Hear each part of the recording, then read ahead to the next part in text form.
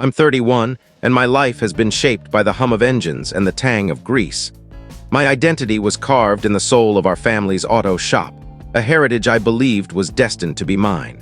But a crushing betrayal forced me to rebuild from scratch, dismantling everything I held dear. This is a long story, but if you stick with me, you'll see how I went from being the family's cornerstone to orchestrating their downfall. Sometimes, revenge isn't about evening the score. It's about exposing the true price of disloyalty. My tale begins at Thunderbolt Customs, the high-end car shop my grandfather started in 1987. This wasn't your typical garage. We crafted high-performance vehicles, race cars, engine swaps, and custom fabrications that turned cars into works of art. Growing up, that shop was my haven.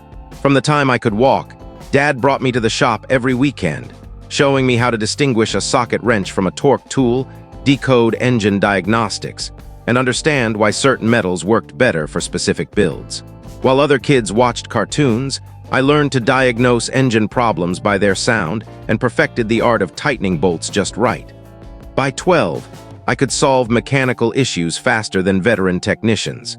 By 16, I was rebuilding engines that left seasoned mechanics speechless. This wasn't forced labor. I loved every moment. Cars were my passion, a puzzle I could crack when schoolwork bored me. My sister, Sarah, now 26, was my opposite. While I welded and shaped custom parts, she fussed over her nail polish and complained about grease on her designer clothes. She majored in communications, which seemed to mean posting glossy selfies and writing captions filled with trendy buzzwords. After high school, I threw myself into Thunderbolt Customs full-time. Dad promised the shop would be mine someday, that my dedication was an investment in my future. I trusted him completely. Why wouldn't I? But here's where the story darkens. For 8 years, I worked 70 to 80-hour weeks for a modest $42,000 a year. Skilled mechanics like me typically earn $75,000 to $90,000, and custom fabricators in our area often make $100,000 or more, especially with high-paying clients. I took less because Dad said it was for the business's growth and my eventual ownership. Meanwhile, Sarah worked maybe 20 hours a week as our social media manager, earning $38,000. Her role: posting Instagram reels of cars I built, subtly taking credit, charming clients, and planning marketing events that were basically company-funded parties. Thunderbolt Customs brought in $1.2 million a year, with 6 mechanics, 2 apprentices, and a 4-month project backlog. I handled nearly all the complex custom work, full restorations, modern engine swaps into classic cars, and precision racing components. I also managed the crew, calmed upset clients, haggled with suppliers, and ran daily operations while Dad focused on high-level decisions, played poker, and took long lunches. Sarah's biggest win was a TikTok clip that got 50,000 views, mostly from people drawn to her appearance rather than our craftsmanship. Dad acted like she'd revolutionized marketing, praising her modern vision. My sacrifices were heavy. I hadn't had a serious relationship in 3 years. I lived in a cramped apartment I could barely afford and drove a worn-out 15-year-old truck while Sarah cruised in a company-leased BMW. My social life evaporated. Friends stopped calling because I was always on call for shop emergencies. The breaking point came last Christmas with our biggest deal yet. 3 custom hot rods for a tech tycoon, a 6-figure contract that would boost Thunderbolt's prestige. I spent 3 months designing every detail, working weekends and crashing at the shop. Sarah's contribution: posting behind-the-scenes clips, posing with my creations and captioning them. Another win for the Thunderbolt team, so proud of our hustle. She spent maybe 10 minutes near the cars. When the client picked up his vehicles, he was ecstatic, praising the artistry and handing Dad a $15,000 cash bonus for surpassing expectations. Dad pocketed it without mentioning it to me. That night, he took Sarah to a fancy steakhouse to celebrate. I found out via her Instagram story, complete with wine and steak, captioned, "Cheers to another Thunderbolt triumph. Hard work pays off." I should have sensed the betrayal brewing, but I was naive. The moment that changed everything happened 3 months ago on a quiet Tuesday night.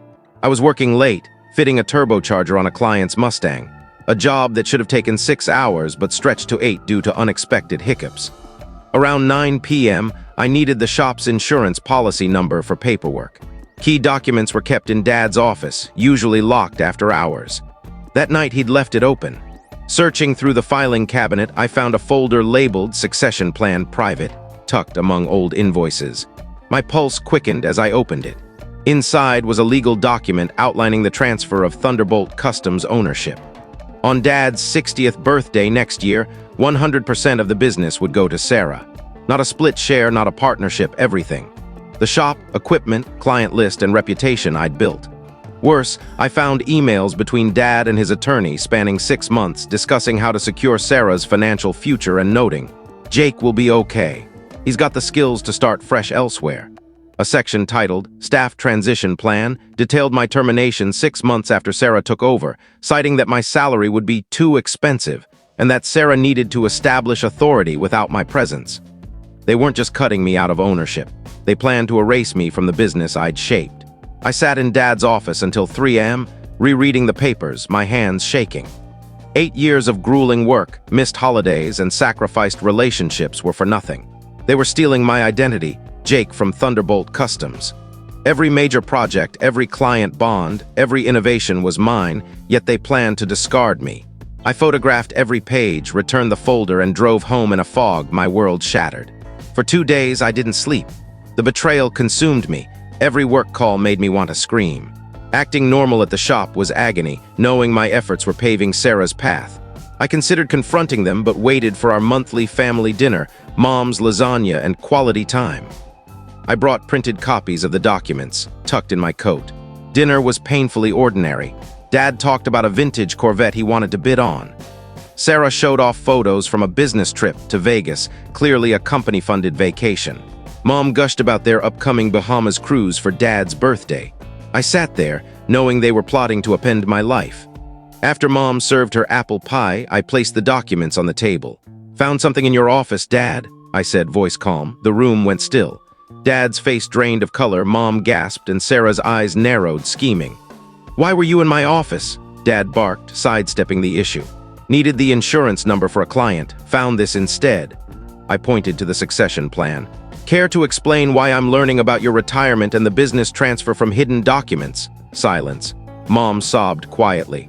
Dad looked away. Sarah rolled her eyes as if I were the problem. "Jake, it's just business," Dad finally said. "Sarah needs security. You've got skills to start your own shop." "Skills I perfected here," I shot back. "Building a business you're handing to someone who can't tell a carburetor from a radiator." "I know more than you think," Sarah snapped. "I handle marketing, client relations, growth plans. You just play with engines." "Play," I laughed.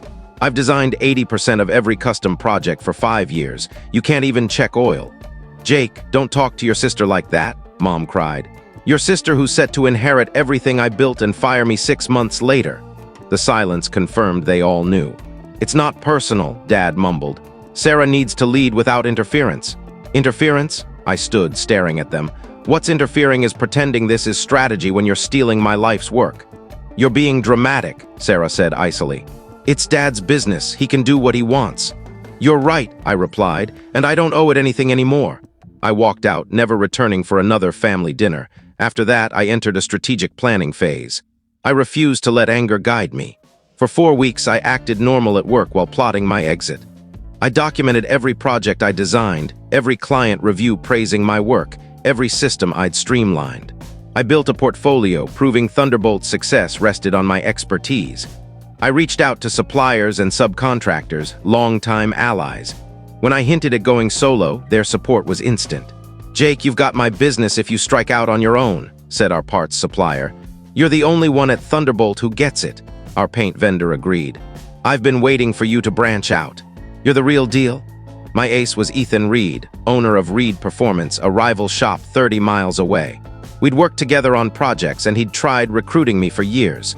Over coffee, I shared the betrayal. "That's cold even for family," Ethan said. He offered me a deal, 40% ownership of a new division, Reed Elite Creations, with an $85,000 salary and performance bonuses. "We'll hold off announcing the division," he added. "When you're ready, we'll launch with a campaign highlighting your work. Your reputation will pull their clients." I also contacted Ryan Holt, the tech tycoon whose hot rods I'd built. He was excited about me going independent. "Jake, you're a wizard with cars. My network will follow you." By month's end, I had a new job, client commitments, and a plan to gut Thunderbolt's custom business. I chose a Friday at 4 p.m. to resign, with Sarah out and Dad in his office. I handed him my letter. "Effective immediately, I'm done." He stared, stunned. "You can't quit, we've got major projects." "You'll manage, or Sarah will, she's the future owner." His face shifted, shock, anger, panic. "You're being reckless," he said. "We can revisit the succession plan, make you a partner." Now, after planning to fire me, I'm out. I packed my tools and left. My phone exploded. Dad, Mom, even Sarah called. I ignored them. The weekend was chaos. Without me, major projects stalled. Dad tried redistributing work, but no one could handle custom fabrication. Miguel, a mechanic, called Saturday. "It's a disaster. Your dad's pushing back client deadlines," and Sarah showed up, took photos, then bylaid. Monday, Dad appeared at my apartment at 6 a.m., haggard. "Come back, we'll make you a partner, 50-50 with Sarah." Now, after Sarah proved she can't handle one day, I said. "She's learning," he begged. "Learning what? How to hold a socket wrench?" I shook my head. "Oh, and Reed Performance is launching a custom division next week. Guess who's running it?" His face sank. He knew what was coming.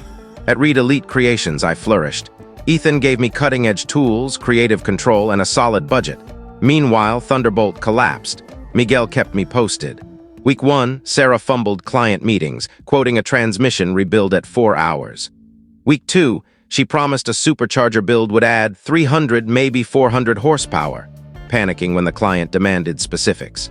Week 3, a major client walked after Sarah showed up to a meeting in club attire, taking selfies. Week 4, another client demanded a refund over unfulfilled promises. When Reed Elite Creations launched, we showcased my portfolio, avoiding Thunderbolt's copyrighted material but making my role clear. 6 of Thunderbolt's top clients called within 48 hours, bringing $75,000 plus projects. Dad called desperate. "You're ruining us." "I'm just delivering quality work," I said. "You lost them when Sarah dismissed their projects." 2 weeks later, Sarah's mismanagement hit a peak. She live-streamed an engine swap, giving wrong instructions and pushing for a neon green engine bay for social media vibes. The client was livid, demanding a refund and damages. Dad paid $18,000 to settle. Miguel laughed.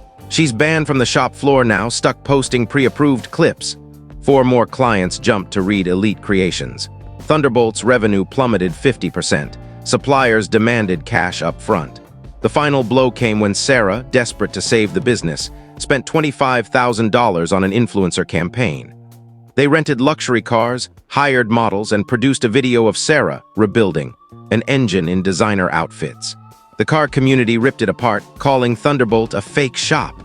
An automotive journalist exposed Sarah's false claims, proving I'd done the work she took credit for.